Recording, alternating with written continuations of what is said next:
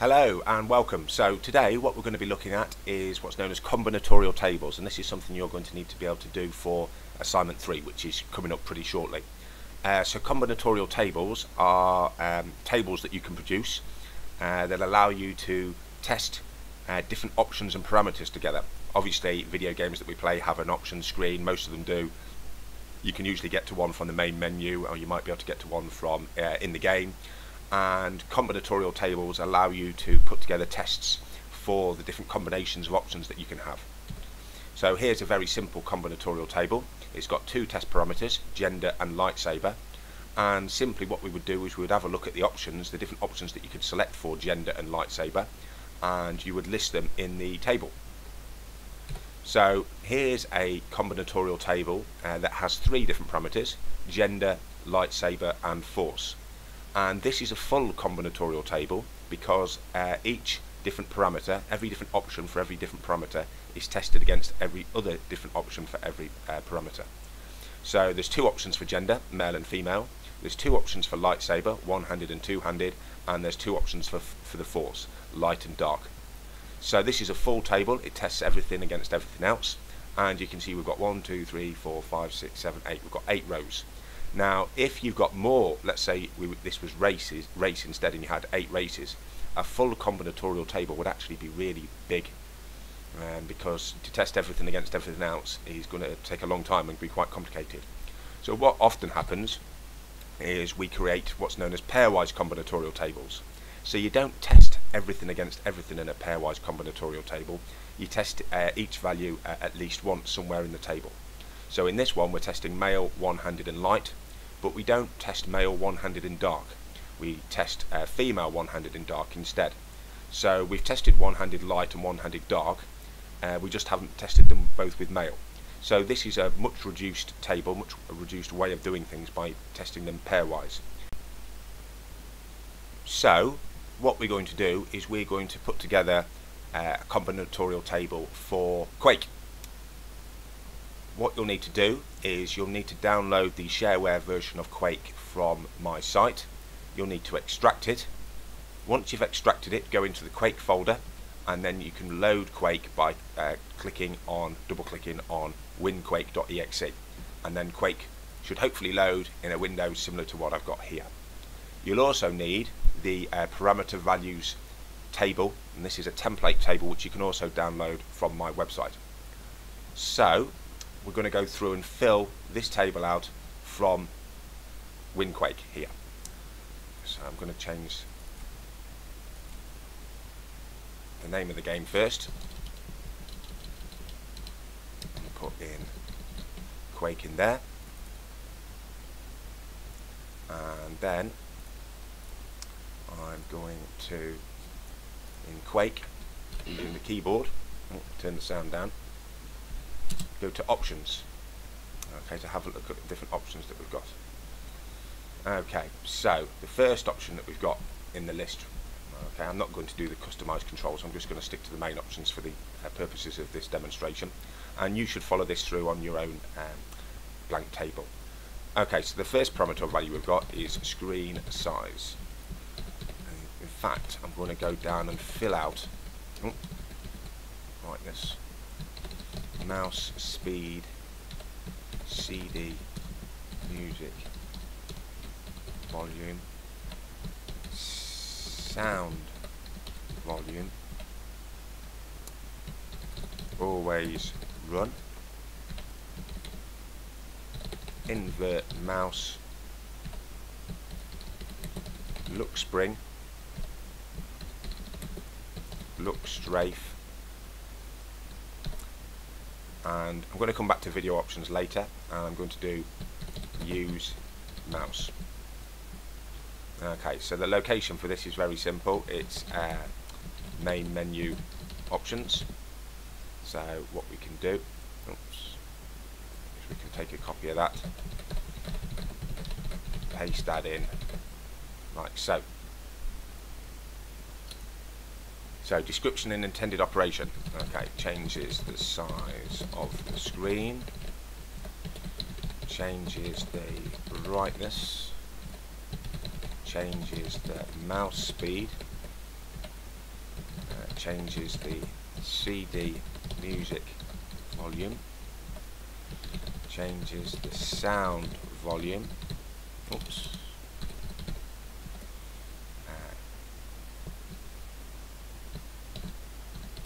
set run on off, inverts mouse,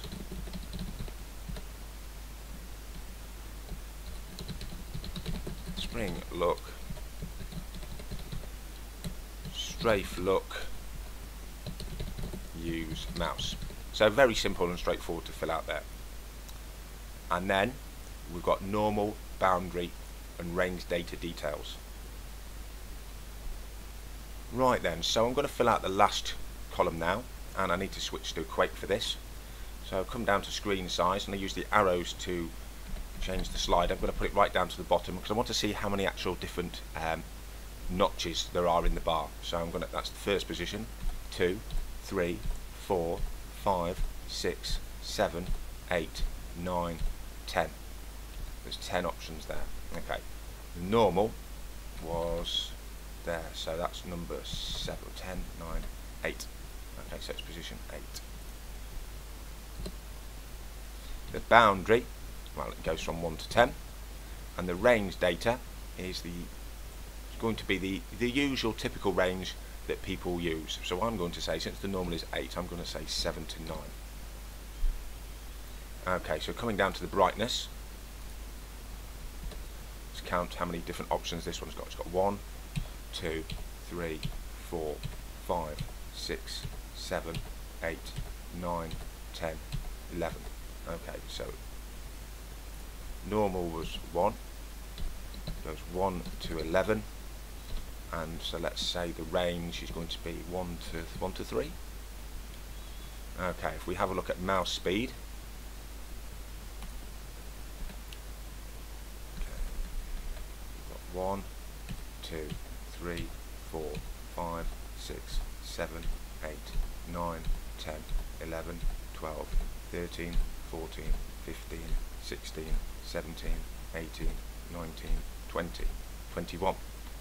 Okay, and the setting it was on was, I think it was that one there, so that's 1, 2,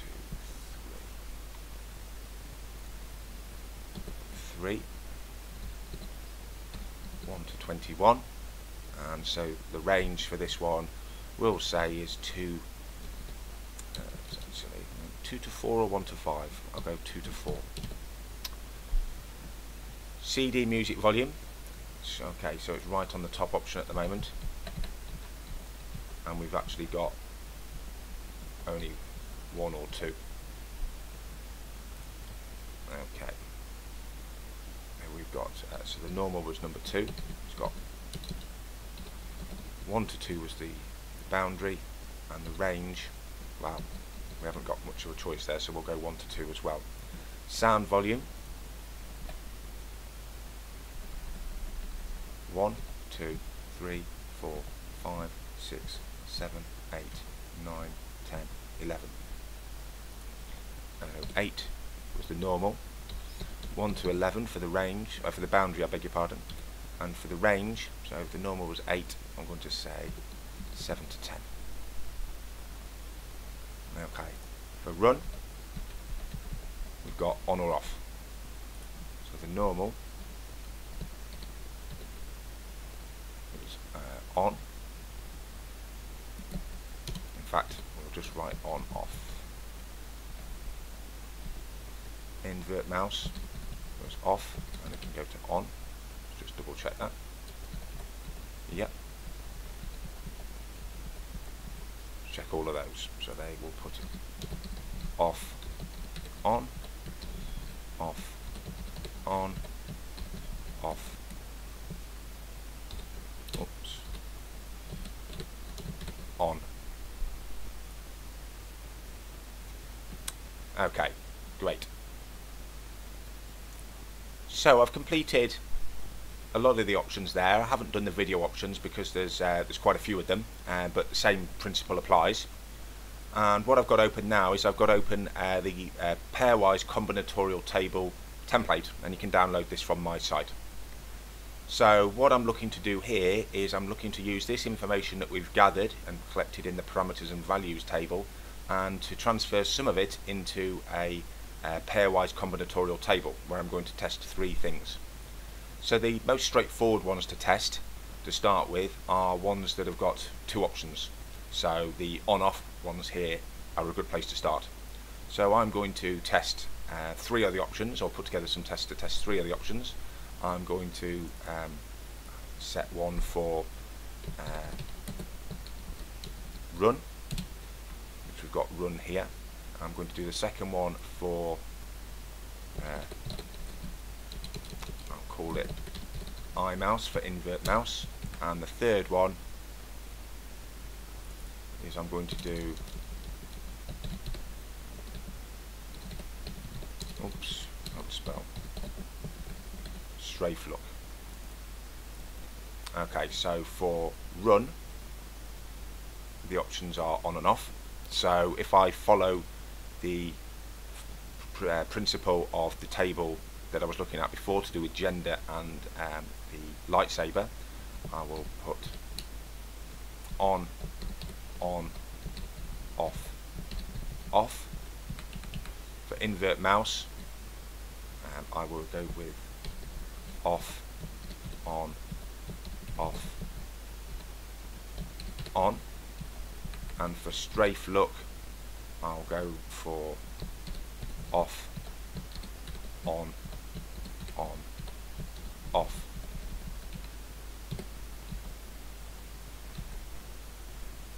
Okay, so we're not testing every single option with every other possible option here, but we are testing, make sure we've tested everything at least once. So we've got pairs of tests that we've got here.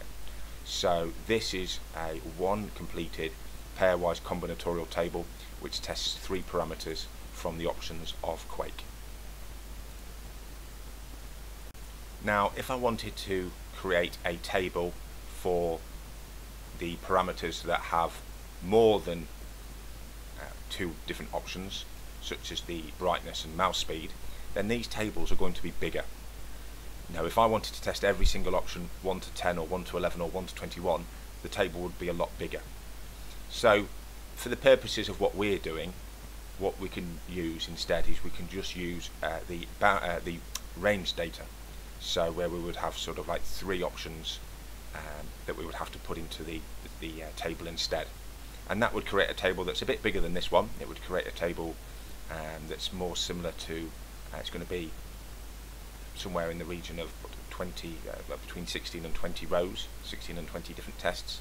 But it still won't take very long to do, because as you saw, this one didn't take very long to do.